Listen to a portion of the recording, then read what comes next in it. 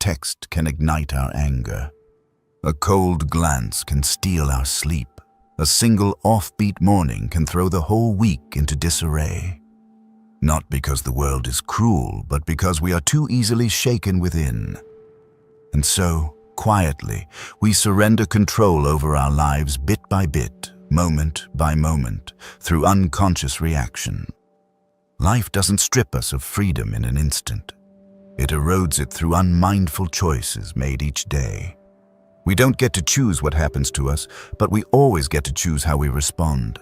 That is where true power begins, not in what lies outside us, but in our ability to steady the mind, the tongue, the emotions, and the actions within. Stoicism does not teach us to be numb. It teaches us to be deliberate. It teaches us to build an inner citadel that remains unshaken amidst chaos. And to begin, we must first learn to master one thing: our words. Part 1. 5 things you must control before everything falls apart. 1. Control your words. When silence is power. There's something most of us have experienced. A moment of saying the wrong thing, a sentence flung out in anger, followed closely by a quiet wave of regret. Words once spoken cannot be taken back. Like an arrow released from the bow, they strike the heart, leaving wounds whose consequences we often realize only much later.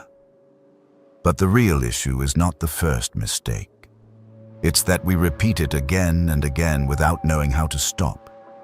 People spend decades learning trades, skills, and degrees. Yet, how many truly learn how to speak? How many pause before an argument to ask, "Why am I saying this?" How many realize that words light as air can collapse a bridge between two people? Most of us speak to react, not to guide. We speak to defend, not to build. And the more we speak before our emotions settle, the more our words become weapons, whether by accident or by design. I once watched a good friend, intelligent, principled, respected by colleagues, lose people's trust in a meeting that lasted less than 20 minutes. His arguments were valid. In fact, everything he said was correct. But he spoke from anger, from a place of reactivity, from a need to prove himself.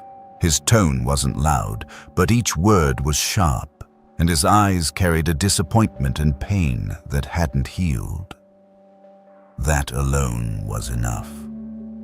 People began to see him differently, not as calm and dependable, but as someone who could explode at any moment. From a quiet leader, he became someone others quietly avoided. We often think being right is enough, but in reality, how you deliver that truth often matters more than the truth itself. You can win the argument and lose the trust. You can speak facts, but if they come from emotion rather than reason, those facts become burdens. People won't remember what you said. They'll remember how you made them feel. What's sad is that in this era, everyone rushes to speak, to express, to voice opinions, while what's missing is consideration, a pause, a mindful choice before letting a single word leave the mouth. You don't need to shout to be heard. In a noisy room, it's often the one who holds their silence the longest who draws all the eyes.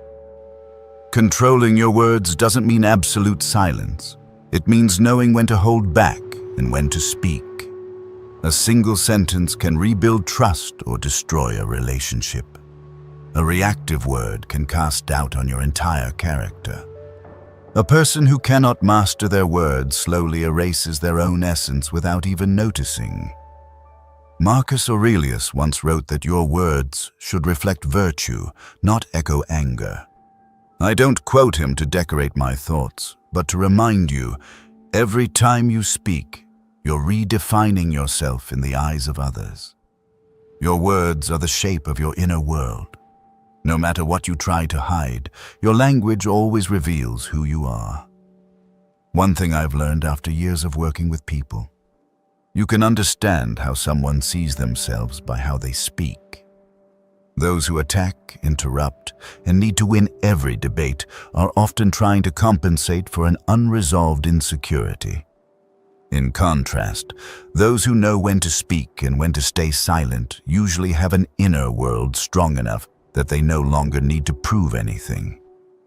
I once coached a woman named Michelle, brilliant in her field, yet she began every sentence with an apology. "Sorry, I just wanted to add something." Apologies if this sounds dumb. These apologies didn't just weaken her message. They made her shrink in her own eyes. As I helped her slowly let go of those unconscious phrases, something strange happened. People started listening. Not because she spoke more, but because her voice now came from a deeper place. A place of confidence, not avoidance. Seneca said that the wise choose their words more carefully than gold. You don't need to speak much to show wisdom. True steadiness lies in saying the right thing to the right person at the right time and being willing to say nothing when nothing is needed. Try applying a simple rule that can transform how you respond. Before you speak, ask yourself 3 things. Is this necessary? Is this beneficial? Does this reflect the person I want to be? If the answer to all 3 isn't a clear yes, perhaps now isn't the time to speak. You don't need to be the fastest to respond. You only need to be the last to speak when the emotions have settled, when reason has returned, when your words carry clarity, not remnants of impulse. The Stoic doesn't speak to stand out. They speak to clarify. No one remembers who yelled the loudest, but they remember the one who chose the right moment to speak, not for flash, but for composure. And in the end, the words you speak aren't just sounds that leave your mouth. They're words you say to yourself too. If you often speak with blame, criticism, or judgment, you'll slowly become that person in thought and behavior. But if you learn to speak with responsibility, clarity, and firmness, you'll begin to believe you deserve the calm you're showing. You can't control what others say about you, but you can fully control every word you say about yourself and about others. Speak as if every word is a stone, building the structure of who you are. Speak as if your future self is listening, judging you not just by what you said, but by what you chose not to say. Because when you control your words, you control how you show up, how you connect, how you carry influence without yelling, without proving. It is a silent kind of strength, steady, quiet, and impossible to ignore. 2.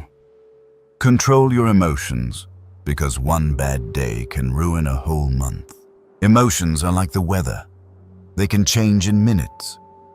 But unlike the weather, you can't blame the outside world every time a storm brews inside. You might blame traffic for your frustration. You might say someone's rude behavior ruined your mood. But the truth is, no one controls your emotions but you. All they do is tap on a door you've left unlocked. We often think a negative emotion is just a moment, a bad morning, an irritating conversation, something unexpected. But if left unchecked, emotions don't stay in the moment. They quietly follow you through the day. They distort how you see others. They make your emails sharp. They turn dinner into a battle. They infect your voice, your posture, even your thoughts. And the most dangerous part? You don't even realize it's happening. I worked with a man named Matthew, a sharp, disciplined financial manager. But he had one blind spot. He couldn't manage his mood when things didn't go as planned. A minor delay, a difficult client email, a bumpy meeting, and his whole energy shifted. He didn't yell or slam doors, but the air around him turned heavy. People backed away. No one wanted to approach. And the real tragedy? He remained stuck in that emotional state for days. He couldn't rest. He couldn't enjoy life. His feelings ran the show while he stood outside himself, just watching. When we don't control our emotions, we let a fleeting event define our ongoing state. A bad day ruins the whole week. A cold glance steals our sleep. A single judgment makes us question our worth for a month. That's not tragedy, that's choice. A choice we don't consciously make, but a choice nonetheless. Marcus Aurelius once wrote, "You have power over your mind, not outside events. Realize this, and you will find strength." This isn't comfort, it's instruction. You can't control what happens, but you can control how you respond. And it's your response that determines how you'll feel in the next 5 minutes, 5 hours, or 5 days. Think back to your last bad mood. Did you snap at little things? Say things you wouldn't normally say? Do things you later regretted? That's the chain reaction. One ungoverned emotion triggers a series of poor decisions, and those choices affect more than just you. They affect the people you love, the work you're building, and the reputation you're crafting in others' minds. A man once told me he lost a job offer because he brought a bad mood into the interview. He was late because of traffic, spilled coffee on his shirt, walked in tense and drained. Though qualified, his energy was off. The interviewer didn't see his potential, only his heaviness. He didn't get the job, not because he wasn't capable, but because he couldn't manage his emotions at a critical moment. You can't expect life to always go smoothly, but you can choose not to let one bad gust steer your entire ship.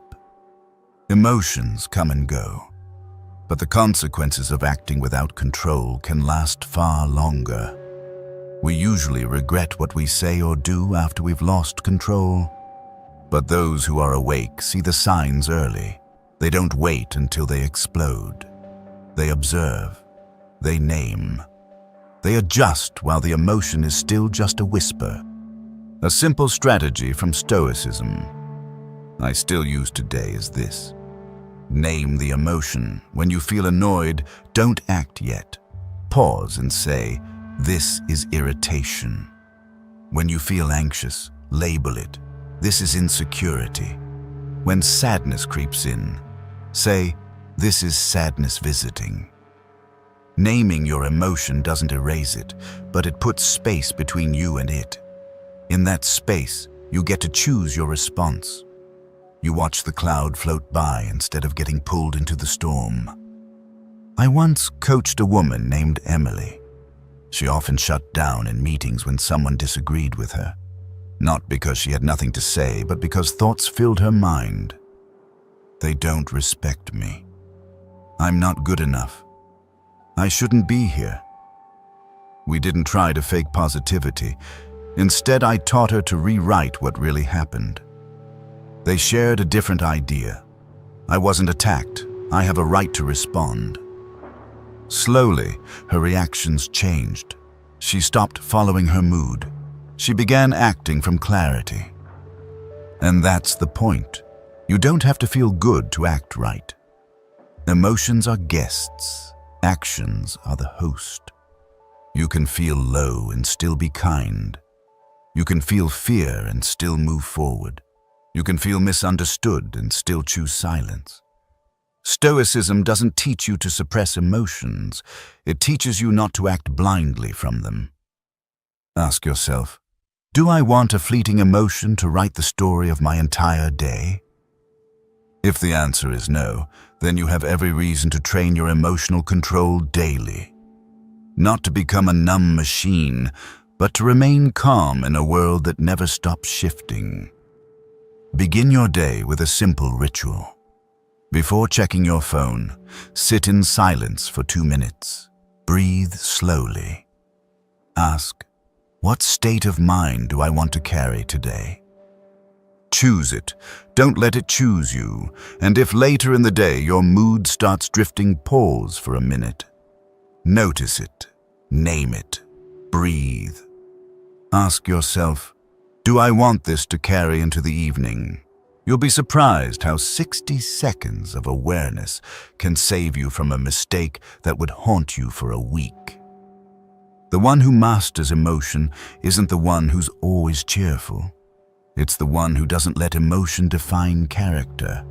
They know how to feel without losing control, to be angry without being cruel, to be disappointed without withdrawing.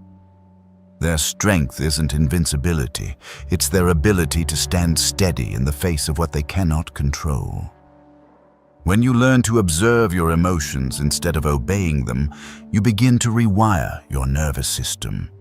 You no longer react by instinct. You respond from values. You act not to ease the anger, but to preserve your identity. And that doesn't just change your day, it changes your entire life. 3. Control your mind so you don't become a prisoner of yourself. No prison holds us longer than the walls we build with our own thoughts. No one can chain us as effectively as we can when we believe we can't change, that we're not good enough, that our lives were destined for failure. These beliefs aren't born from truth. They're fed by thought patterns, repeated without inspection, without challenge, without doubt. And so we spend our lives navigating a distorted mental map, walking the same familiar loops, yet always feeling lost. The mind is the only thing no one else can touch, yet it's the first thing that causes us to collapse. A single criticism can echo for years. A disapproving glance can become a lifelong obsession. A minor mistake is enough for us to condemn ourselves forever. Because we don't just hear what the world says, we hear the echo of our own voice. And that echo, if not mastered, can quietly corrode and destroy us from within. Marcus Aurelius once wrote, "You have power over your mind, not outside events. Realize this, and you will find strength."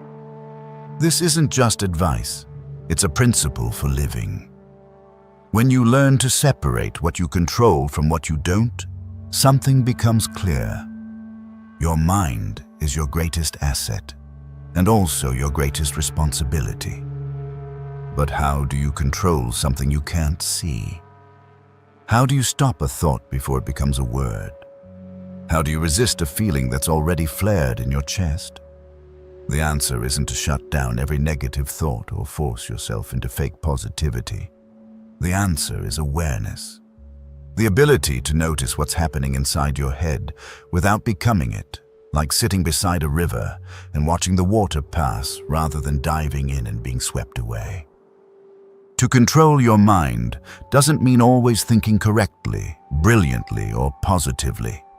It means being conscious of what you're thinking and deciding whether to believe that thought. The mind is like a room. Each thought is a guest at the door. You can welcome it or kindly decline.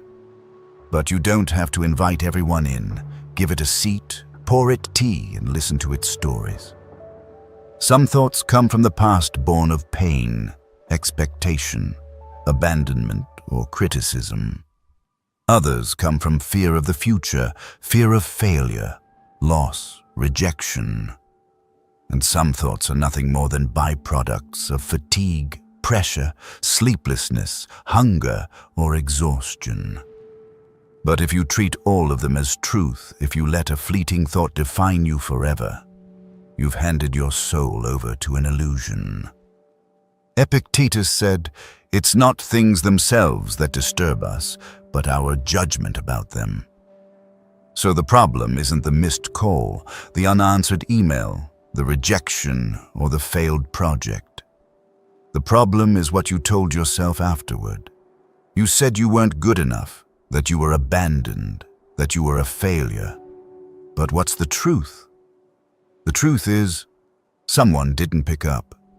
An email wasn't returned. A no was given. That's it. The rest you repeated in your head until you believed it was reality. The greatest enemy of peace isn't out there. It lives in an untrained mind. A wild mind will find reasons to worry, doubt, criticize, and panic, even when everything is fine. Like an unbroken horse, it will pull you in every direction until you're exhausted and going nowhere. But a disciplined mind, trained through observation, self-control, and awareness, becomes your greatest ally. It helps you pause before reacting, think before speaking, and choose rather than follow instinct. I once met a successful entrepreneur on the surface. He was confident, sharp, decisive. But inside, he was haunted by the belief that he had to win at all costs. Every time he lost a negotiation, he'd beat himself up for weeks. Every time someone gave feedback, he took it as a personal attack. When we traced it back, he broke down. At 10 years old, he'd been scolded harshly by his father for coming second in a drawing contest. Since that day, he believed, if I'm not the best, I don't deserve love. That belief had grown inside him, never questioned, never healed, becoming a golden cage that trapped him throughout his career. You see, an uncontrolled mind can become a life sentence, no judge required, no courtroom needed. You sentence yourself every time you repeat a limiting thought. And you serve that sentence for life, not because you can't break free, but because you never realized you were imprisoned. In truth, all self-mastery begins here, with the ability to steer the mind. If you can't observe your thoughts, they'll control you. If you don't know which thoughts are real and which are echoes of old wounds, you'll live like someone hypnotized by memory. If you don't pause to examine what's unfolding inside, you'll react from habit, repeat old mistakes, and stay trapped in a loop with no exit. To break that loop, you don't need superhuman strength. You just need a pause. A pause long enough to detach from the thought, to see it as a stranger, and to ask, is this thought true? Where did it come from? Is it helping or hurting me? Can I choose another one? The answer is, you always can. You can choose to think you were rejected, or think you just removed a poor fit. You can think others are judging you, or think they're preoccupied with their own pain. You can think you'll never succeed, or think every failure is a course correction. The difference isn't in the situation. It's in the mind you choose to carry through it. So don't ask how to make the world gentler. Ask how to make your mind stronger. Because the world will always test you. But if you have a solid foundation within, if you master your stream of thought, no storm can topple you from the inside. We're taught how to work, how to speak, how to behave in public. But few are taught how to live with themselves, how to sit with your own thoughts without being swept away, how to not judge yourself over one bad day, one harsh comment, or one moment of weakness. No one can teach you that unless you take responsibility for your inner life. Mastering your mind isn't taught in school, but it decides everything. Your confidence, your peace, your decisions, your path. An untrained mind reacts, not reflects. It repeats old beliefs instead of seeing new truths. It tells you to fear when you need courage. Tells you to stay silent when you should speak. Tells you to quit when you've just begun. Because the mind doesn't always want growth. It wants safety. And in trying to keep you safe, it may trap you in a cocoon of fear, self-doubt, and excuses that keep you from ever stepping into the life you're meant to live. But you weren't born to repeat the old. You weren't born to be a tired version of yourself. You were born to realize this. The mind can be a sanctuary or a source of suffering. It all depends on whether you're willing to look it in the eye. No avoidance, no running. Just turning inward and asking, what is truly driving my thoughts? 4. Control your money. Not to be rich, but to be free. There's a quiet truth few are willing to admit. Many people chase wealth, not to be free, but to escape the smallness they feel inside. They think money will rescue them from insecurity, from the fear of being left behind, from the sting of comparison when others succeed. But money cannot do that. It can offer options, provide comfort, and make life more breathable, but it will never grant true freedom to someone who hasn't first learned to master themselves. Stoicism doesn't say you must reject money. It only asks one question: can you remain calm even when you have nothing? If the answer is no, then no matter how much you earn, you are still a slave to circumstance. Seneca once warned, "It is not because we have little, but because we desire more, that we are poor." That sentence may sound gentle, but it strikes the modern lifestyle like a hammer. In a world where people consume more, spend more, accumulate more, they rarely feel enough. Because enough doesn't come from a bank account, it comes from the mind. When you treat money as a tool, you control it. When you treat it as salvation, it controls you. You'll sacrifice your health for overtime, your dignity to please your boss, your time with loved ones for another contract. Then one day you'll look back and realize you never lived a single day for yourself. Freedom isn't about how much money you have, it's about whether you must betray your values to keep it. Some people earn very little, but live by principle. They know what's enough. They carry no debt, no excess, no comparison, so nothing holds them down. They can live slowly, turn down jobs they don't believe in, choose people they truly want beside them. They need little because they have nothing to prove. Others earn a lot, but stay trapped in a cycle they can't exit. Earn more, spend more, feel more pressure. Every luxury they buy, every trip they post online isn't joy, but a cry. I matter. But if you need money to prove your worth, you've forgotten that true worth can't be purchased. It must be lived through your choices, your discipline, your honesty with yourself. The person who controls money isn't the one pinching every penny. It's the one who doesn't let desire pull them away from who they are. They can spend freely, but never to fill a void. They may earn a lot, but don't let those numbers define happiness. They don't need trendy clothes, flashy cars, or luxury neighborhoods, because their self-respect isn't tied to what they own. They aren't poor because they've freed themselves from external measurements. Freedom is when you can say no without fear of judgment. When you can leave a toxic job without panic. When you can walk away from a dependent relationship without being financially chained. When you choose peace over show. When you know with certainty the cost of living against your truth is always higher than any luxury money can buy. Stoicism teaches this. The strong are not those with the most, but those unmoved by what they have. The free are not those with everything, but those who need little to be at peace. And the wise know the true value of money only becomes clear once you stop chasing it. In a world where people are pressured to spend money before they've even earned it, financial discipline isn't optional. It's a duty if you want to own your life.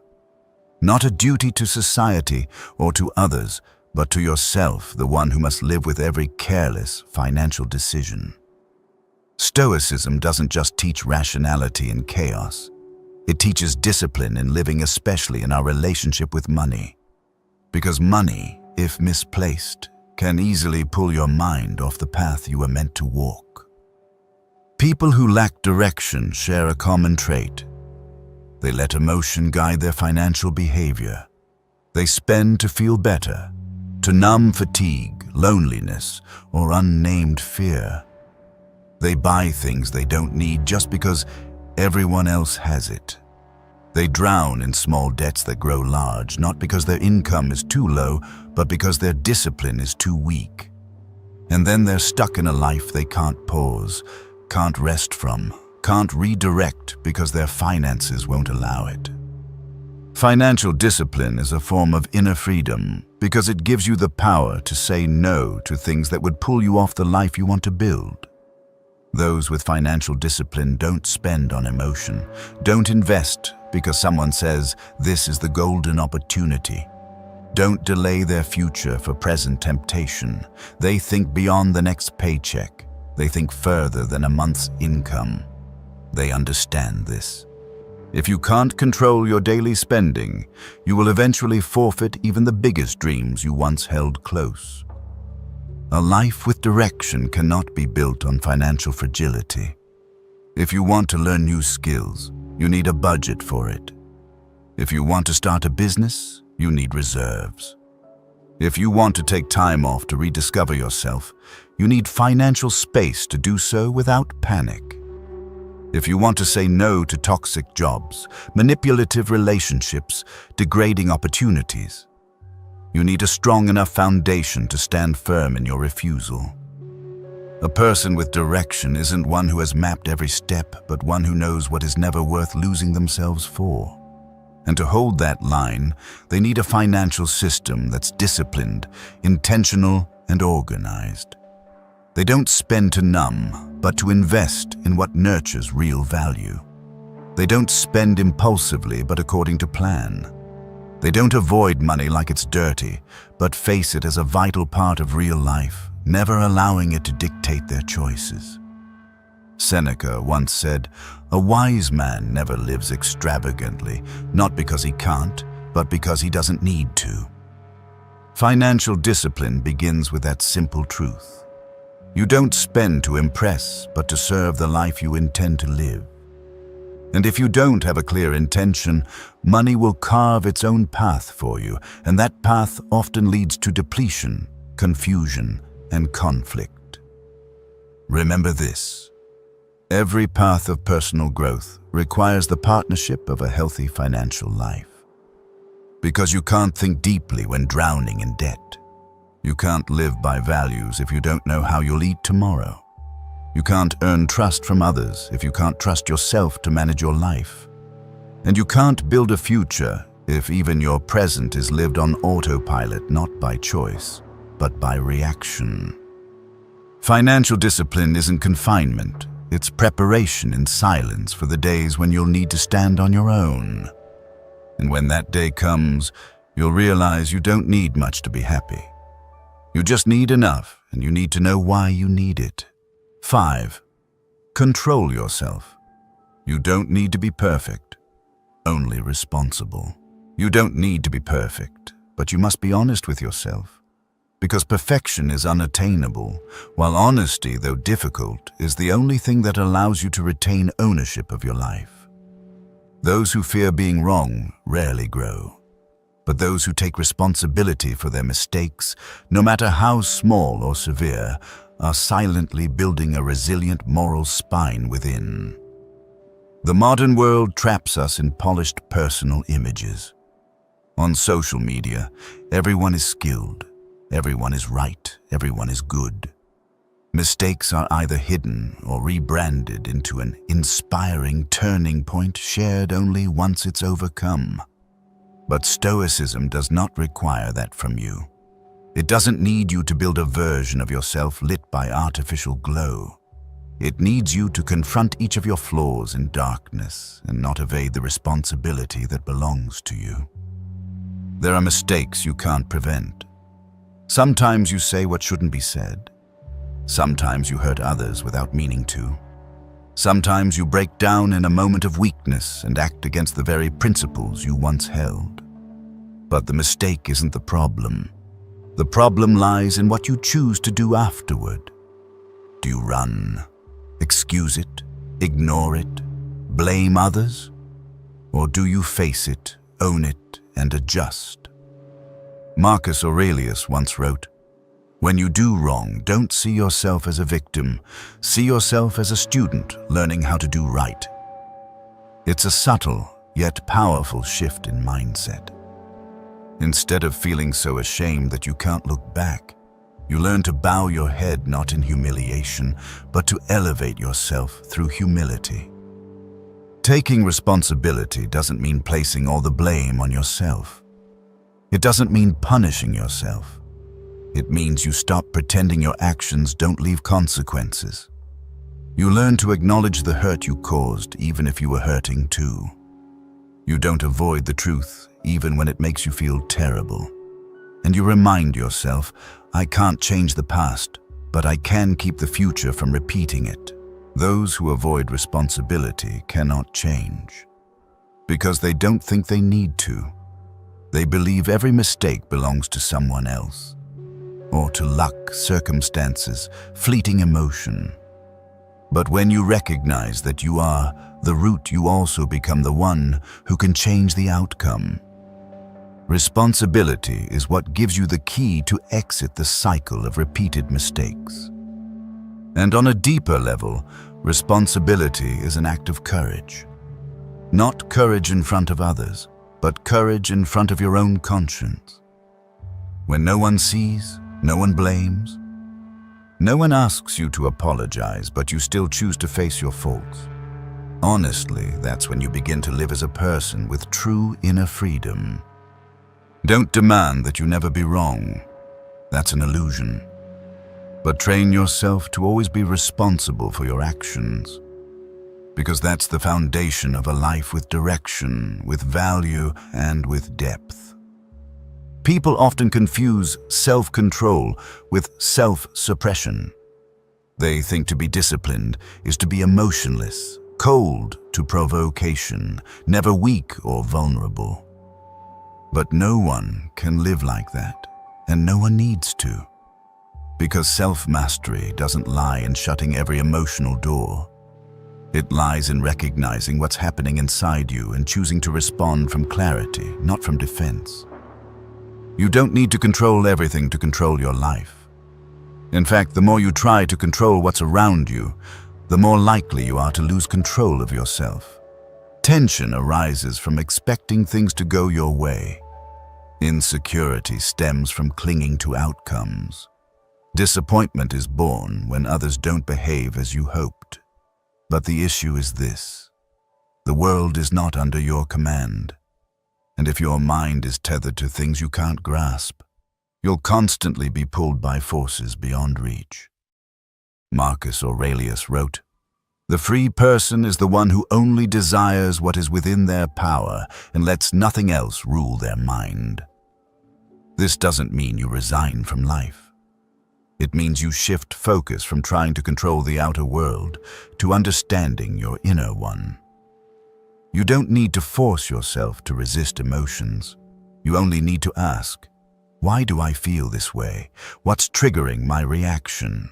What's the real motive behind this action? A person who doesn't know themselves will always be controlled by what they don't understand. They get angry without knowing why. They feel unsettled but can't name the cause. They react instead of reflecting, and when things fall apart, they say, I couldn't control myself. But it wasn't lack of control, it was lack of awareness. You can't lead a mind you haven't mapped. You can't heal a wound you haven't touched and named. Self-mastery begins with observation. Observing your habits. Observing your weak points. Observing how you respond in specific situations. It requires you to pause before acting and ask one simple question. What's driving me right now? Is it fear of rejection, a hunger for validation, a sense of inadequacy, an unspoken pain, or just frustration with yourself? When you're honest with yourself, you no longer need to control everything. You begin to choose. Choose to keep what has value. Choose to release what causes harm. Choose silence when anger won't help. Choose to speak when your conscience tells you to, and above all, choose to act not to appear strong, but because you know it's aligned with the values you hold. Self-mastery doesn't make you numb. On the contrary, it helps you live more deeply because you no longer react mechanically. You can feel pain and know why. You can feel anger, but not let it steer your life. You can feel hurt, but not let that pain make you hurt others. True self-control doesn't demand you be extraordinary. It only asks that you be honest. honest enough to look directly at the darker parts of yourself without denial, without shame, without rejection. You don't control everything, but you control how well you understand yourself. And from that understanding, you build a foundation for real peace. From the Stoic perspective, this is not an ideal state. It's a process. Every day you understand yourself a little more. Every reaction becomes a lesson. Every misstep adjusts the compass within. Self-control is a path that walks through truth, not a path that avoids mistakes. Part 2. 7 daily strategies to apply Stoicism. 1. Speak only when silence is no longer enough. Someone once asked me, "Why didn't you say anything when they attacked you?" I smiled, said nothing because the silence itself was the answer. Sometimes the strongest thing you can do is to stay calm while everything around you tries to drag you into the spiral of impulsive reaction. Silence is not surrender. It is a refusal to be controlled by the emotions of others. If silence comes from self-restraint, it is a form of strength, not weakness, as many mistakenly believe. In a world where everyone wants to be heard, to prove themselves, to be validated, the one who chooses silence has grasped something more important. You don't always have to speak to show your worth. The more someone understands their own value, the less they need words to prove it. Truth does not need to be shouted. It only needs to be lived. And sometimes, living truthfully in silence makes others pause and reflect more than any speech could. Epictetus once said, "We have 2 ears and 1 mouth, so we should listen more than we speak." That's not just advice for communication. It's a life principle for the self-disciplined. When you listen more than you speak, you make space for reason. You don't react hastily or let emotions take the lead, and when you finally must speak, you say what needs to be said, not what you'll regret. Many people speak not because something must be said, but because they can't bear the silence. They feel compelled to react, to argue, to prove they're not weak. But the irony is this. The more you try to seem strong through your words, the more you expose your inner insecurity. A truly strong person doesn't need to win with words. They know who they are, and that's enough. Silence is an intentional act. When you choose not to speak, you're exercising control over yourself. You're not avoiding, not yielding, not enduring. You're observing. You're reserving the right to choose the moment. You're saving energy for what matters. You're giving yourself time to ask, does what I'm about to say serve virtue, truth, or just my ego? I've broken silence before just because my pride was wounded.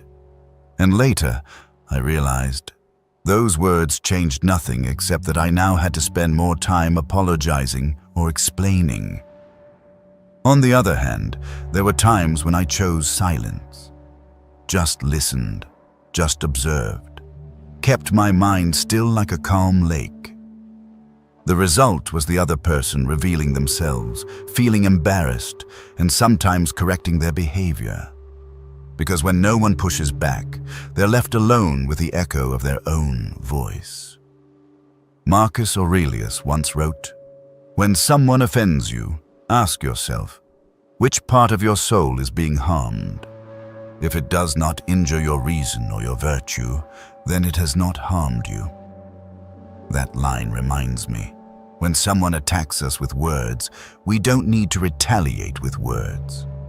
If what they say is false, it doesn't touch us. And if it's true, we should be silent and change, not justify. Silence, when chosen at the right time and in the right way, shapes your image more powerfully than any introduction. People will see in you a calm dignity, a quiet maturity, a kind of control that's not easily shaken. And because you don't often speak, when you do, people listen, because they know you don't waste words. Silence also creates an invisible boundary where others must adjust themselves not to overstep. You don't need to shout to protect yourself. You only need a silence that carries weight enough to let others know. You won't be rattled by provocation. You are watching, evaluating, and will act only when it truly matters. Self-mastery is not about controlling everything around you, but about controlling how you respond to it. And silence is a powerful tool to practice this. No one can drag you into a verbal war unless you step into it. No one can insult you unless you allow their words to touch your inner worth. No one can diminish you if you are solid enough to not need to answer back. Some words may seem ordinary, yet they touch the heart because they arrive exactly when needed. And some words, no matter how right, how clever, how logical, will pass through unnoticed if spoken at the wrong time, in the wrong context, or in the wrong mood. Words carry no weight on their own. It is the timing, the context, and the depth of the speaker that give them power. A well-placed word can heal. A misplaced word can wound even without ill intent. Therefore, wisdom in speech lies not only in the content, but in the choice of moment. Marcus Aurelius reminded us, "Let your words, like your actions, arise from reason, be measured, and have purpose." Those who pursue calmness don't rush to speak in reaction, but wait to understand. They don't speak to fill silence, but speak when they know their words will bring clarity rather than more darkness. Because between two people arguing, the one who can stop first is often the one truly in control. Once, I witnessed a meeting where a young employee was publicly criticized. No one spoke up, no one defended, no one intervened. But then the team leader, whom everyone assumed was in agreement, waited until the end and said softly to the criticized employee, "I see that your silence today wasn't weakness, but maturity. Thank you for not letting emotion make things worse." Just one sentence, a moment later, but perfectly timed. And that sentence nearly brought the employee to tears, not from pain, but from being seen. We can't control everything others say, but we can control when we speak and how we speak. Wisdom is not speaking in anger, not speaking to win, not speaking to prove, but speaking only after seeing what truly matters beyond the ego. Words then are no longer weapons, but medicine. No longer resistance, but guidance. And the listener will feel your sincerity not through fancy phrasing, but through the calm energy behind your words. Silence is a form of restraint, but timely speech is an expression of wisdom. Sometimes, silence is the right choice. But other times, if you don't speak goodwill, go undefended, wrong will go unchecked, and truth will be twisted. That's when silence becomes complicity. And those who live by virtue do not choose complicity, they choose the moment to speak truthfully, with respect and awareness. Seneca once warned, "Be careful of the words you speak in anger, you'll live with their consequences longer than you expect." A word in anger can destroy a relationship built over years. Conversely, a word spoken in calm can repair what seemed beyond saving. The difference isn't in the words, but in the heart behind them. Sometimes you must be silent long enough so that when you do speak, your words carry weight. Restraint is how you give your voice power. Like an archer pulling the bow, tight not to hold back, but to release the arrow farther and truer.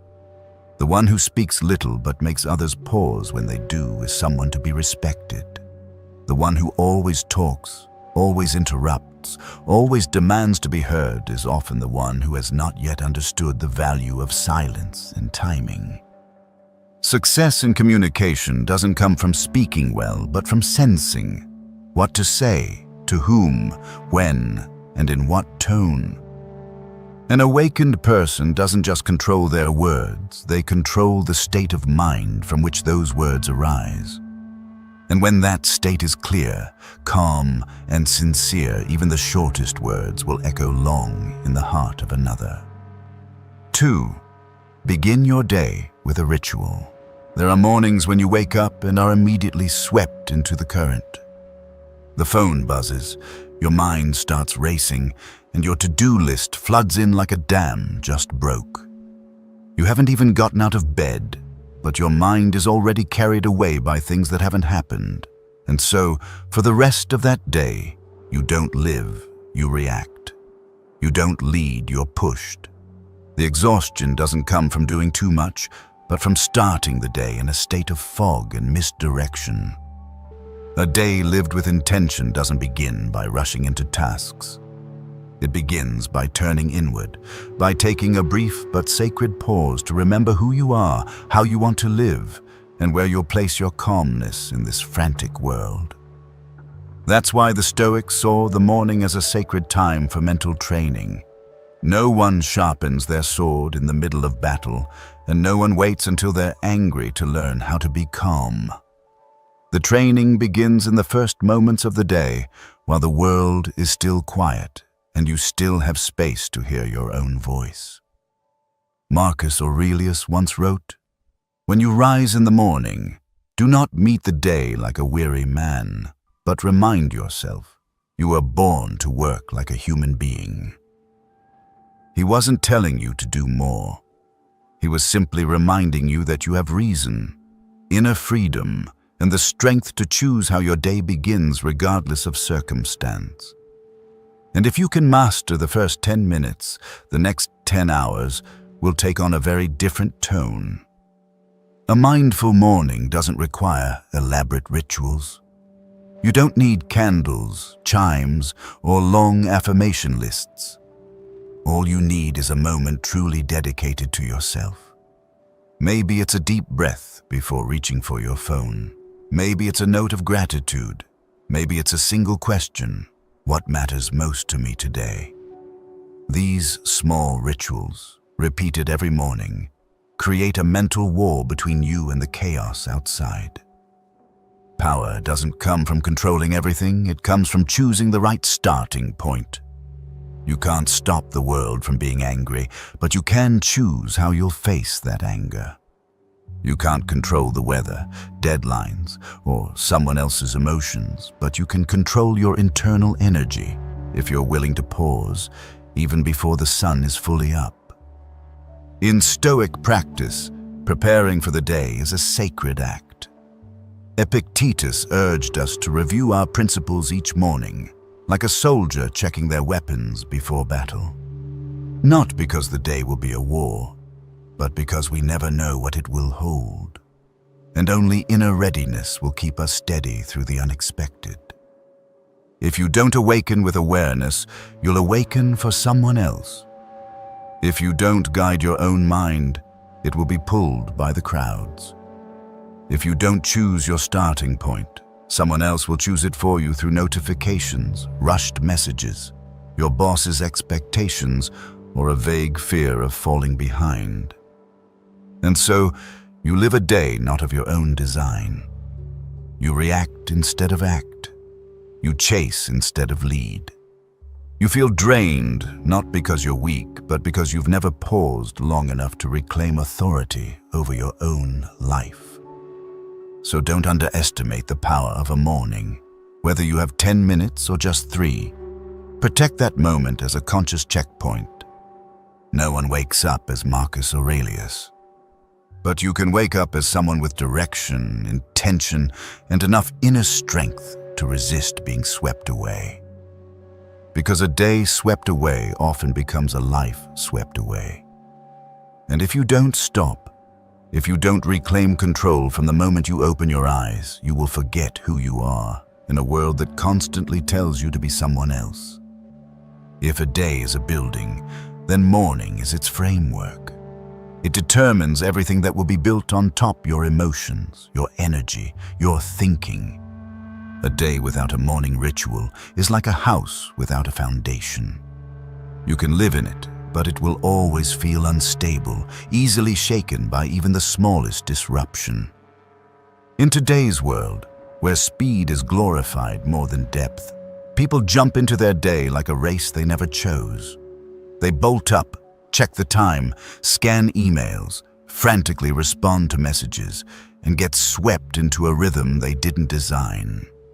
It's as if they're living out a script written by someone else. And the terrifying thing is they do it every day, without realizing they're giving up the most precious thing: agency.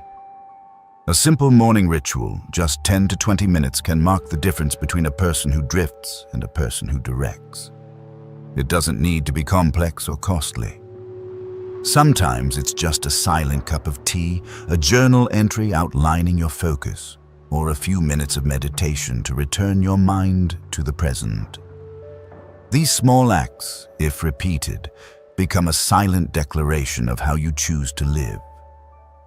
The Stoic philosophers weren't perfectionists, but they understood the power of intentional repetition. Marcus Aurelius, in his meditations, often reminded himself each morning he would meet rude, selfish, ignorant people. And instead of letting that break his spirit, he used the morning to strengthen it. He didn't wish for the day to be easy, only for himself to be unshakable. And that started with a morning ritual, not to control the world, but to control himself in it. You can choose whatever ritual suits you. What matters isn't the form, but the meaning you give it. If you write a reminder each morning like, "Today I choose calm," and actually live it, that's your ritual. If you look in the mirror, hold your gaze and ask, "With what mindset will I face the world today?"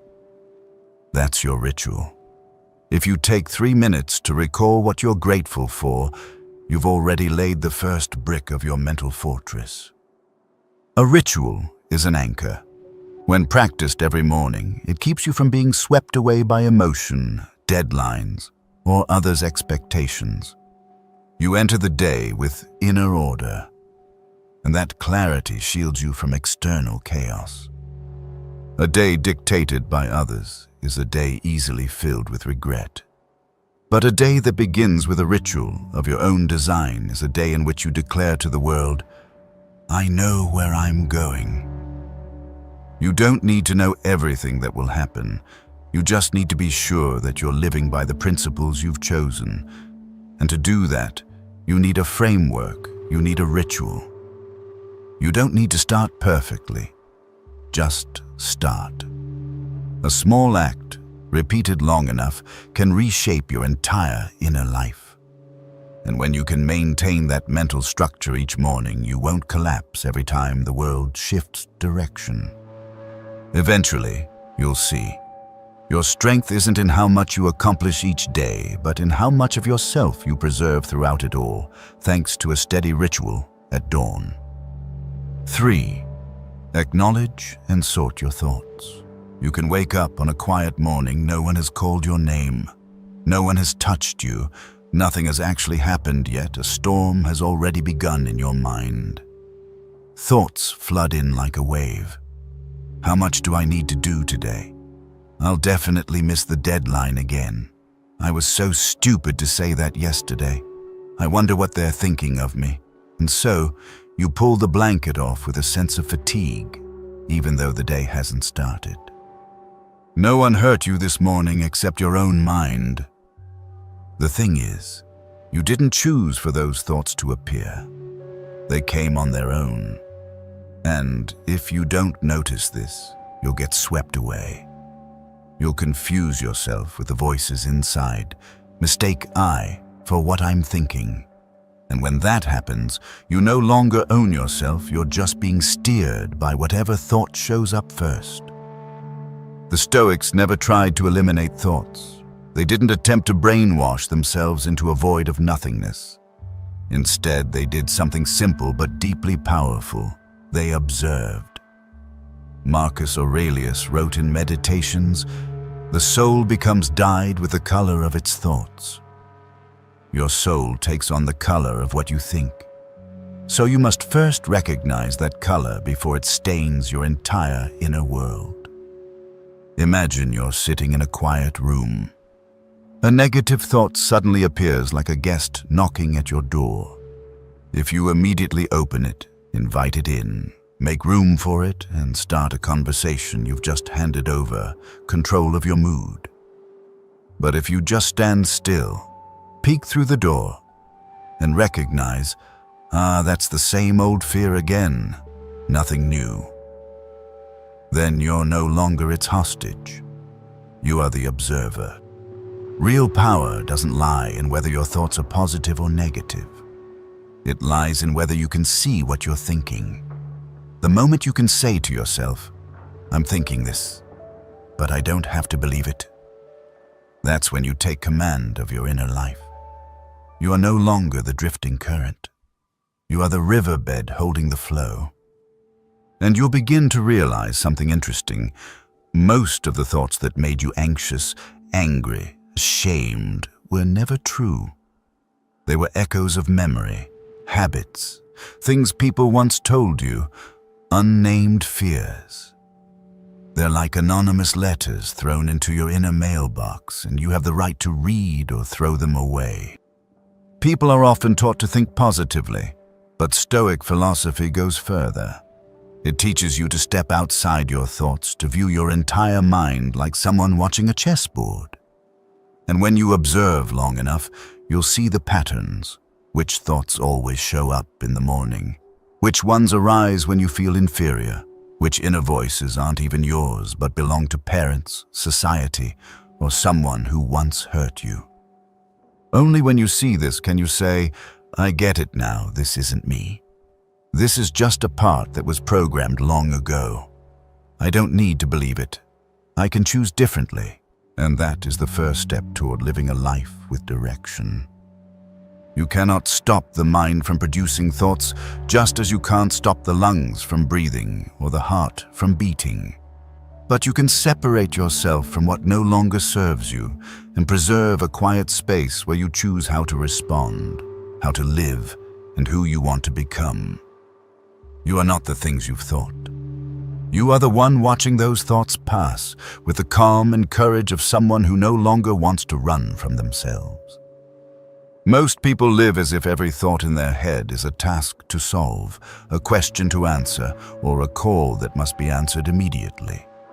It's like standing in a room with 100 ringing bells and trying to silence them all at once. The result is that you never find real quiet. You're not busy because there's too much to do. You're busy because you don't know what deserves your attention. In the mind, not all thoughts are equal. Some are echoes of memory. Some are knee-jerk reflexes of insecurity. Some are vague signals from your environment. Only a few truly matter. The problem is, if you don't know how to sort them, you'll treat every thought as urgent, as important, as worthy of a seat at your inner round table. And that's what drains you. Stoics don't try to remove negative thoughts by forcing artificial positivity. They choose a different path, wisdom in discernment. Epictetus once said, "It's not things themselves that disturb us, but our opinions about them." What makes us suffer isn't the event, but the thought we attach to it.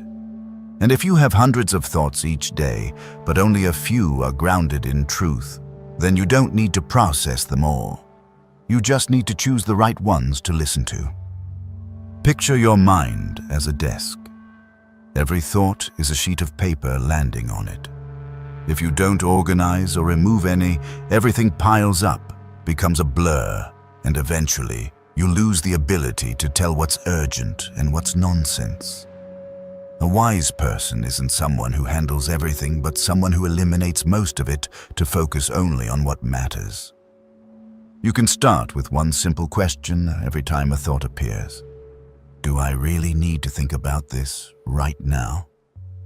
If it's a thought about what someone thinks of you, set it aside. If it's a worry about something that hasn't happened, write it down, then leave it. If it's a memory that stirs old shame, smile and say, I don't need to carry this today. These small but deliberate responses are the first steps toward mental freedom. Sorting is not avoidance. On the contrary, it's an act of courage. You're not ignoring the thought, you're looking directly at it and deciding whether it deserves to go deeper into your mind. This is not mental laziness, it's a serious audit, like a king screening each guest entering the palace. You cannot let everything in without asking, why are you here? Some thoughts arrive only to distract. Some come from fatigue, hunger, or lack of sleep. And some are the voices of your unhealed wounds. When you learn to identify them, you'll no longer be swept away. You won't react to every fleeting emotion. You'll start to live with intention, not just reflex. True strength isn't thinking less. It's discarding what's not worth thinking and keeping your clarity like a lamp constantly wiped clean. Practice this every day, and you'll uncover a deep but simple truth. Clarity doesn't come from intelligence, but from chosen stillness. And that is where inner mastery begins, not by controlling everything, but by filtering what you allow to remain in your mind.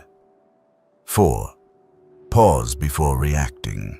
There are moments in life when you are publicly insulted, or receive a message that makes your face burn, or witness an act of injustice that makes you feel like you must speak up immediately. In those moments, instinct urges you to retaliate. Emotion rises like a blaze, consuming all clarity. But if you are calm enough to remain still, to not react instantly, to simply pause, then you have just accessed one of the greatest spiritual powers a human being can possess: the power to choose your response. The gap between stimulus and response may seem invisible, tiny, fragile, but that is where true freedom exists. Not freedom in the sense of doing whatever you want, but freedom from emotional slavery, from reactive programming, from patterned behaviors shaped by past conditioning. It is in that moment before you react that you still hold full dominion over yourself. And in that moment, you get to decide who you are. Viktor Frankl, a psychologist who survived the Holocaust, left us a timeless line. Between stimulus and response, there is a space. In that space lies our power to choose our response. In our response lies our growth and our freedom. Frankl didn't say this from a peaceful retreat. He said it after surviving concentration camps where a wrong reaction could cost your life. That's why he understood better than anyone. Real freedom doesn't come from how many choices you have. It comes from your ability to pause before you act and to choose mindfully. And this is the core of Stoicism. Marcus Aurelius once wrote, "If you are harmed by something external, it is because you have allowed it to enter your mind. Stop and consider you still hold the power to reject it. The events in your life don't harm you. What harms you is your reaction to them when it's rash, emotional, and unexamined. And you always have the right to refuse that reaction." Picture someone driving on a busy road. Another car cuts them off. In that moment, the driver can yell, slam the steering wheel, blare the horn, or take a deep breath, release the anger, and keep driving with serenity. Same trigger, two responses. One is a slave to emotion, the other its master. And all that difference comes from a single pause. That pause is not weakness. It is a deliberate decision. It requires courage. The courage to not be controlled by rage, by wounded pride, by the impulse to strike back. And that courage is the foundation of inner freedom. A freedom no one can take from you because it comes from within. We've been trained to live as if every emotion is a command we must obey. Anger must erupt. Sadness must be hidden. Offense must be avenged.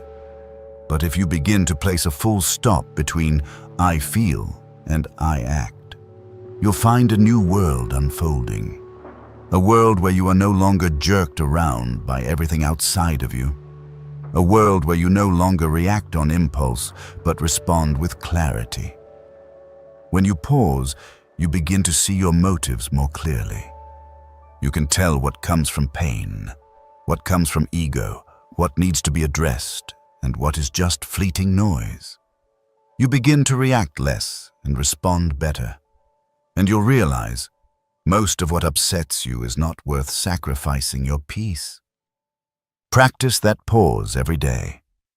When someone annoys you, say nothing for 3 seconds. When you're about to argue, write it down instead. When you feel rage rising, close your eyes and breathe. These small acts are not avoidance. They are how you reclaim the steering wheel of your mind. They are how you stay centered. They are how you return to the part of you that observes, that chooses, that is free. No wise action is born from haste. No sharp word is uttered in the middle of fury, and no sound decision is made when the mind is still afield after the storm. Every intelligent response you've ever witnessed, whether from a master negotiator, a calm teacher, or yourself in a moment of lucidity, began with the same thing: a pause. Not to flee, but to observe, to understand, to shape a response that's truly worthy. That pause is not hesitation. It is intention. It is the space you create to let reason step forward before instinct takes control. And in that space, you no longer react just to protect yourself. You respond with purpose, like a strategist, not a puppet. Epictetus emphasized, it's not the things themselves that disturb us, but our judgments about them. That phrase holds a powerful implication. What if you judged things differently? What if you paused long enough not to let your initial emotion define the entire course of the situation? Then you'd clearly see what needs defending, which words are worth saying, and what strategy brings lasting change instead of momentary satisfaction. In daily life, we face endless situations that demand a response: a tense email from your boss, a bitter message from an ex, a sly jab from a coworker, or even a hostile glance in public. If you react immediately, you'll likely respond with emotion, and emotion, when unfiltered, often pulls you into defense or attack, both of which can harm you or others. But if you pause, breathe, write your feelings down instead of typing a reply, wait a few minutes or a few hours, or even a few days, you'll find the impulse fading like a breeze that passes through. And the miracle is, what you thought mattered so much in the heat of the moment often turns out to be noise. While what truly matters, your character, your long-term direction, your vision of who you want to be, only surfaces once the mind has quieted. Wisdom never grows in chaos. It grows in the decision to create inner order. And that order begins with a simple act. Don't speak yet. Don't act yet. Don't rush like a gust of wind across the grass. Stand still, look closely, reflect.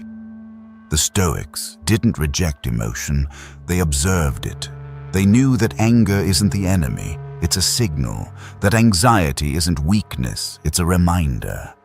But to read those signals, you must step far enough back, stay long enough still, and quiet enough to see through the smoke. A wise response doesn't just solve the problem in front of you.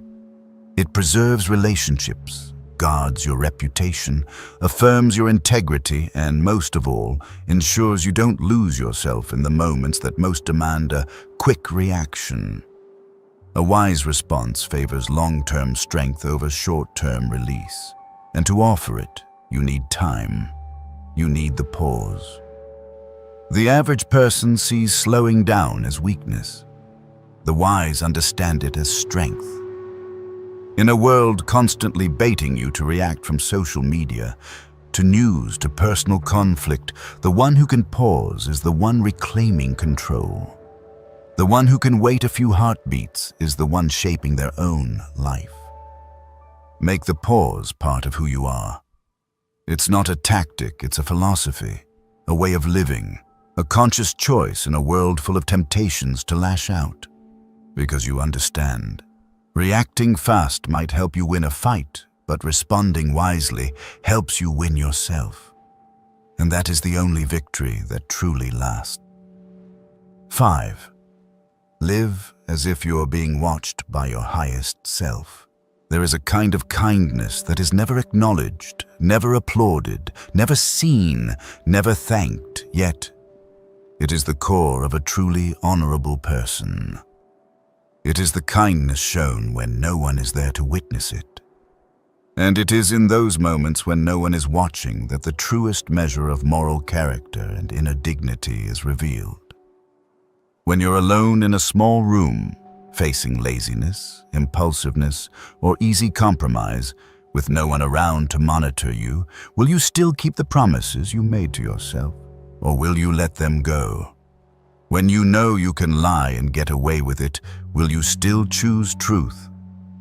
When silence could save you trouble, but your heart urges you to speak up for what's right, will you have the courage to do what's right, even when no one will hand you a medal?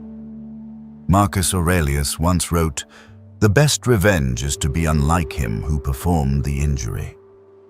But such nobility doesn't require a crowd. It doesn't need rewards from others.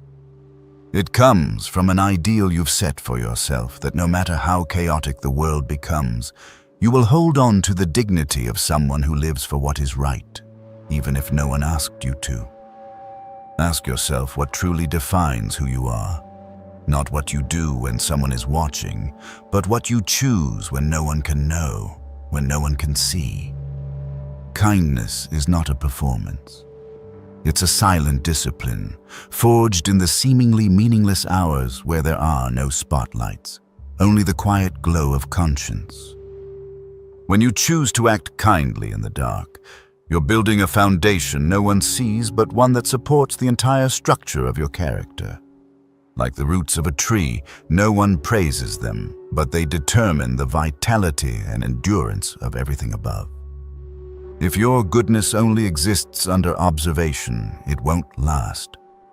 But if you are good even when no one knows, then you are becoming someone truly reliable to yourself. Kindness doesn't prove you're perfect. It proves you have an inner standard you refuse to break even if no one's watching. That's true self-respect. It's when you don't need to be a role model for others, yet still strive to be a role model for yourself, the kind of person you'd be proud to see in the mirror each morning. Epictetus once taught, "Know, first, who you are, and then adorn yourself accordingly." If you know who you are, you won't need outside supervision to preserve your inner virtue. You'll live as if you're being watched not by the world, but by the clearest version of yourself, the person you're working to become. And when you live with that awareness, even the smallest act, picking up trash, keeping a promise to yourself, silencing a negative thought, becomes a solid step on the path of true character. In a world full of noise and display, the one who lives quietly but with integrity is building a silent strength, not flashy, but unbreakable.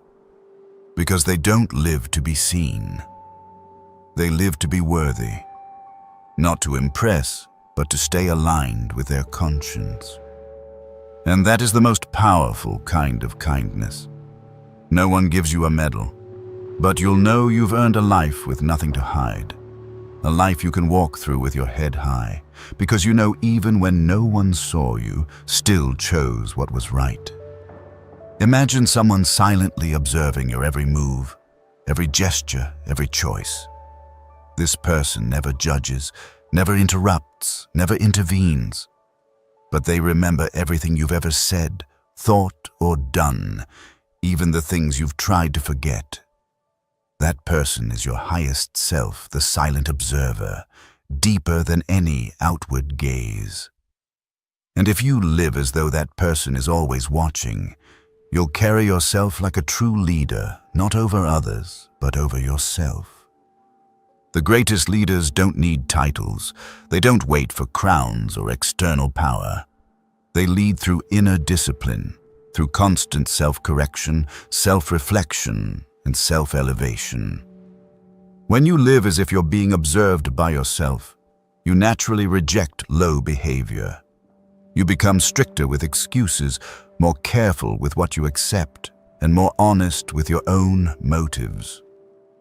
Living like a leader doesn't mean being flawless. It means that when you're wrong, you admit and correct it. When you're angry, you don't justify it. You ask, what's really going on?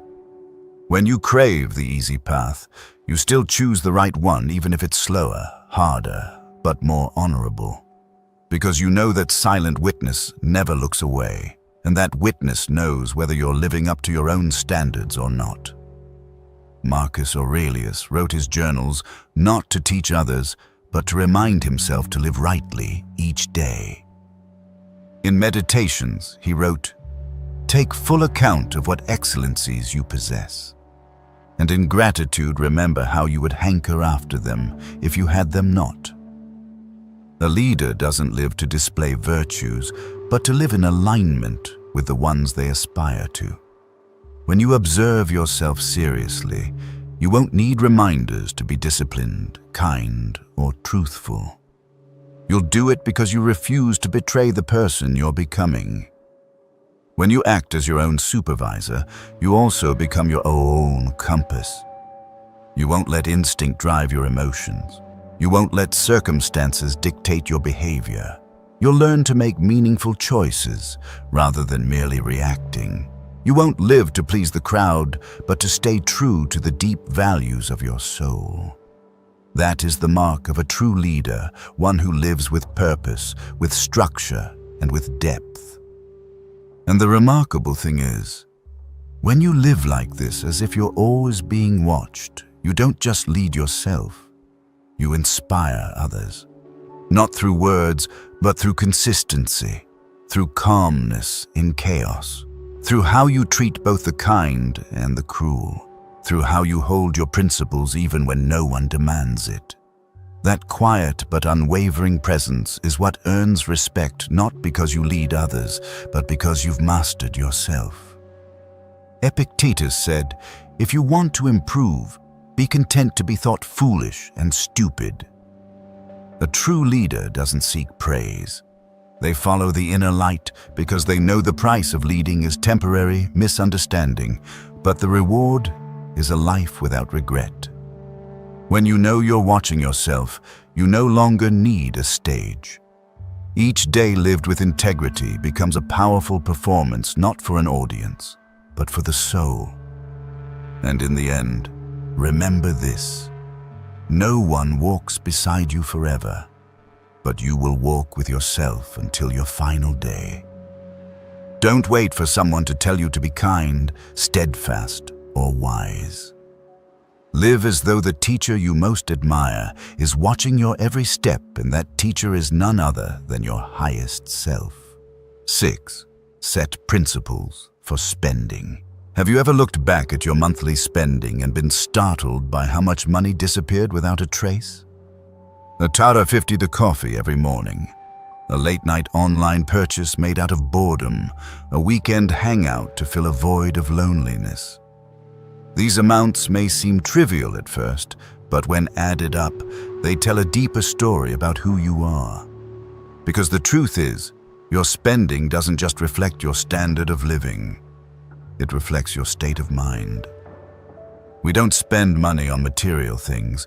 We spend money on emotions. A new phone might represent a craving for recognition. A fancy dinner might be a justification for exhaustion. An expensive pair of shoes isn't just for walking, they're comfort for a fragile ego. You may explain your spending in terms of needs, but strip away that layer, and underneath are emotional states left unacknowledged: anxiety, insecurity, fatigue, or even fear of being left behind. Marcus Aurelius once wrote, "You have power over your mind, not outside events. Realize this. and you will find strength. Applied to money, this is a reminder. You cannot control the market, but you can absolutely control the internal reasons that make you reach for your wallet. Every financial action stems from a chain of thoughts, and if you don't recognize that, then money is guiding your mind, not the other way around. More importantly, it is emotion that makes people poor the fastest. Not financially poor, but poor in self-mastery. Emotional spending is the pursuit of temporary relief from inner discomfort. Ironically, these little acts of relief tighten the grip of debt, anxiety, and confusion. When your spending is driven by emotion without conscious awareness, you are like a ship adrift in the ocean with no rudder, no destination, and no shore in sight. One of the most effective ways to manage your money doesn't begin with an Excel spreadsheet or a complex budget. It begins with a simple question that carries immense internal weight. Why am I spending this money? If asked at the right moment before you click Buy Now, before you order the meal, before you swipe the card, it can slow down impulse and make room for clarity. That moment of pause helps you distinguish between desire and need, between impulse and real value, between entertainment and escapism.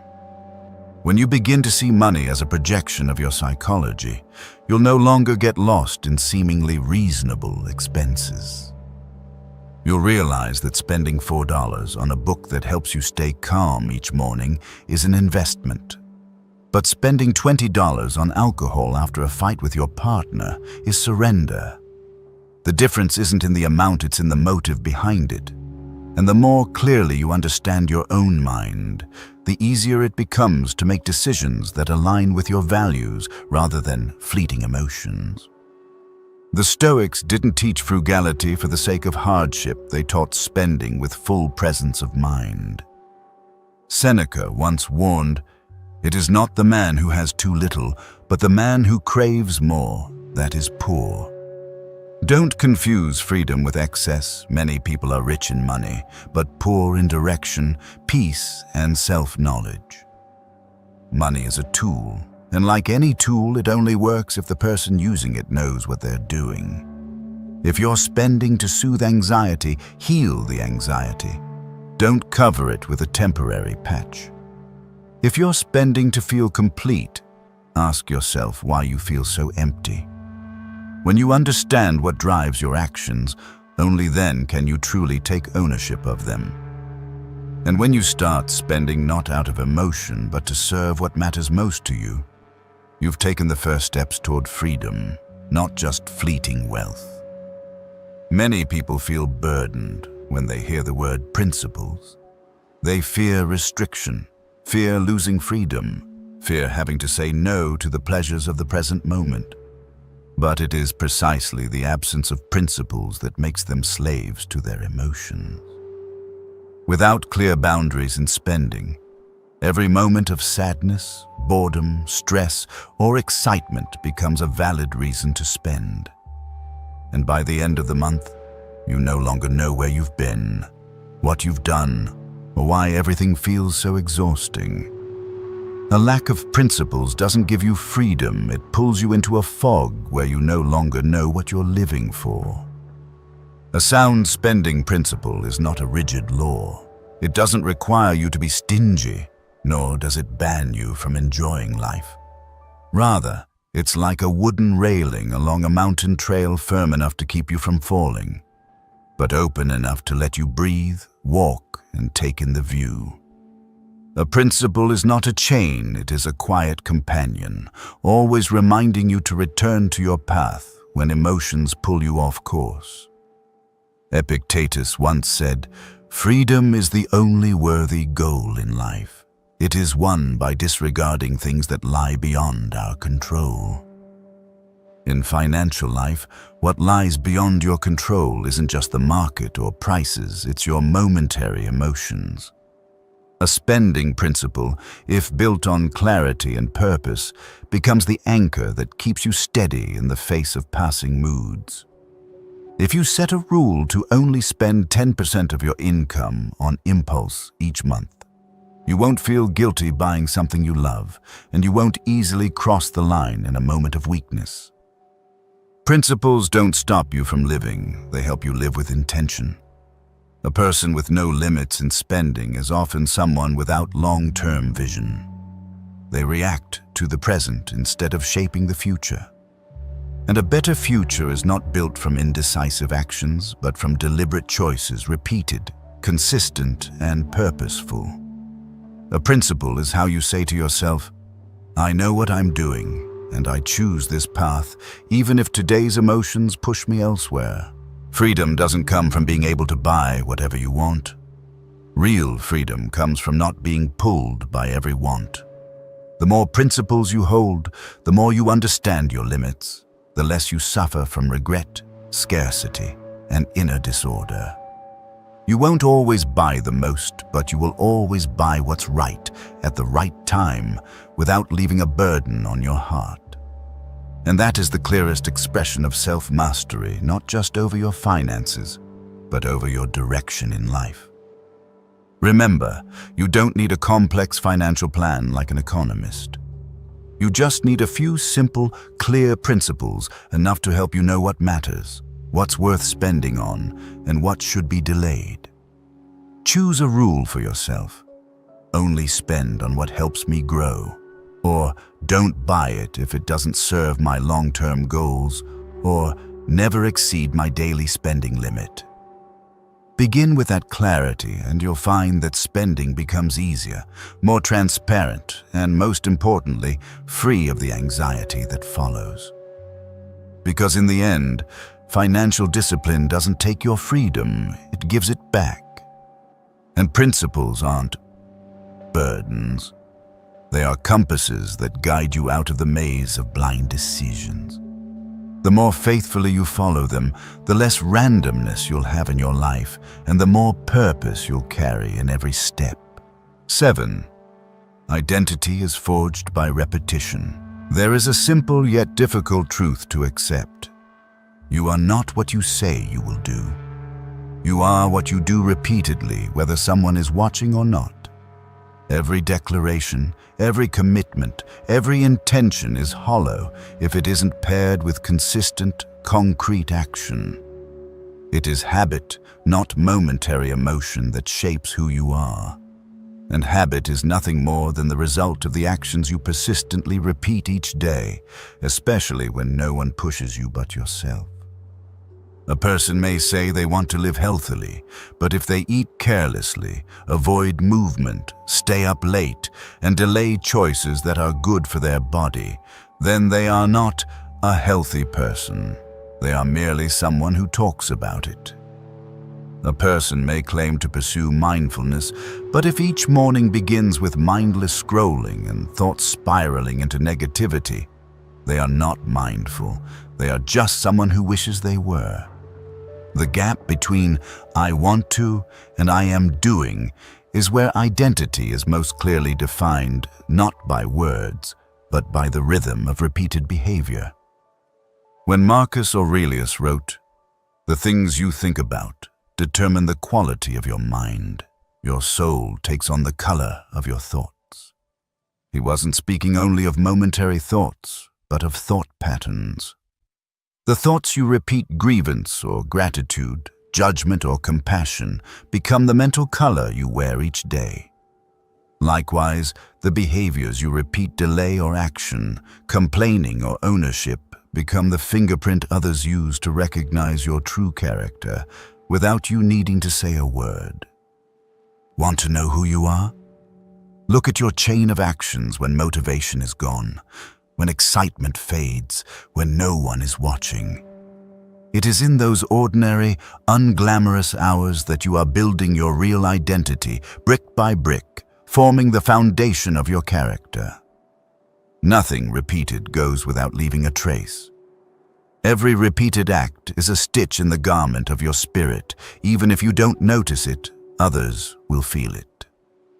Trustworthiness, calmness, integrity. No one is born with these. They are shaped by hundreds, thousands of small, intentional decisions. Not because you're perfect, but because you're consistent.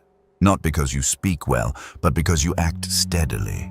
Not because you're superior, but because you never stop quietly and persistently trying. That's why someone with a clear identity doesn't need to argue to prove themselves. Their presence already speaks loud enough.